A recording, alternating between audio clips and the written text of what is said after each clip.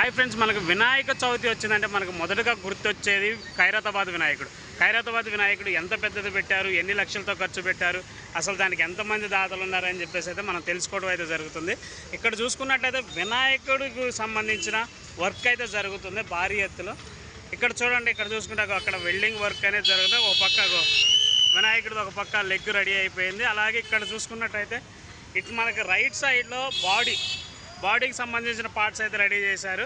ఇంకెక్కడ చూడండి, ఇటు సైడు ఇగో రైట్ షోల్డరు, లెఫ్ట్ షోల్డరు, అగో మనకి ఉదర భాగం పొట్ట అనేది రెడీ అయిపోయింది.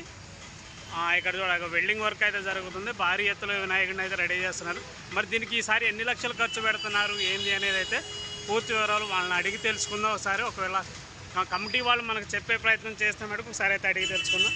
ఇక్కడ చూడండి, వినాయకుడు విగ్రహానికి సంబంధించి వెల్డింగ్ వర్క్ అయితే చాలా భారీ ఎత్తులో జరుగుతుంది. మరి ఈసారి దీనికోసం ఎన్ని లక్షలు ఖర్చు పెడుతున్నారు ఏంది, పెద్ద పెద్ద ఐరన్ రాడ్లు అనేది ఏర్పాటు చేయడం అయితే జరిగింది. ఇక్కడ చూడండి, ఇక్కడ కనపడిస్తున్నాయి మనకి. చూడండి అన్న, ఇక్కడ చూడండి వెల్డింగ్ వర్క్ అయితే చేస్తున్నారు. మరి ఎంత భారీ ఎత్తులో చేస్తున్నారు కాబట్టి వెయిట్ మొయ్యాలి కదా అన్న ఉద్దేశంతోనే భారీగా వెల్డింగ్ వర్క్ అయితే జరుగుతుంది. నాకు తెలిసి ఈ రైట్ సైడ్లో లడ్డు పట్టుకోవటానికి అన్నట్టు ఇది ఏర్పాటు చేయడం అయితే జరుగుతుంది. చూడండి, ఇక్కడ చూసుకున్నట్టయితే వినాయకుడి విగ్రహం అనేది భారీ ఎత్తులో ఉండబోతుంది. మరి ఈసారి ఎంత ఖర్చు అవుతుంది ఏంది అనేది అయితే పూర్తి స్థాయిలో మనకి తెలియదు. చూద్దాం ఎన్ని అడుగులు పెడుతున్నారు ఏంది అనేది.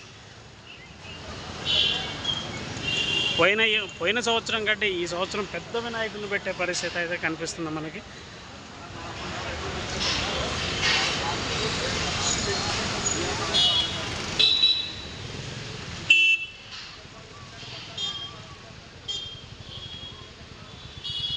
ఇక్కడ కమిటీ వాళ్ళు ఉన్నారు.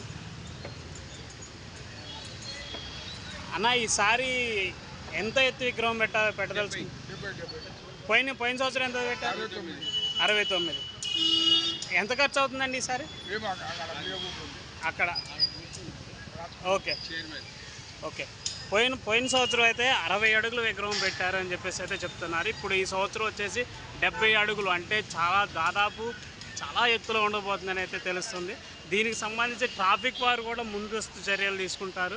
ఎలా వినాయకుడి విగ్రహాన్ని ఎటు నుంచి ఎటు తరలించాలి, ఎటు సైడ్ వెళ్ళాలి అనేది అయితే పూర్తి స్థాయిలో వాళ్ళు ప్లాన్స్ అయితే వేసుకుంటారు. ఇక్కడ చూసుకున్నట్టయితే పెద్ద పెద్ద ఐరన్ రాడ్లతో అయితే ఏర్పాటు చేశారు వినాయకుడు. ఇంకా పూర్తిగా అయితే రెడీ కాలేదు. ఇంకొద్ది రోజులలో, అంటే దాదాపు ఒక 20 రోజుల నుంచి వర్క్ అయితే జరుగుతుంది. ఇంకా ఒక నెల రోజుల పాటు అయితే విగ్రహం పూర్తి స్థాయిలో రెడీ కావడం ఇంకా నెల రోజులు టైం పడుతుంది అంటారు. అంటే కరెక్ట్గా వినాయక చవితి వచ్చే టైం కల్లా ఈ వినాయకుడి విగ్రహం అనేది రెడీ అవుతుంది. అగో పైన చూసుకున్నట్టయితే లెఫ్ట్ షోల్డరు, రైట్ షోల్డర్కి సంబంధించి అయితే బాడీ పార్ట్స్ అయితే రెడీ చేశారు. అక్కడ వాటిని తగిలించడం కోసం ఐరన్ రాడ్లు అయితే ఏర్పాటు చేశారు.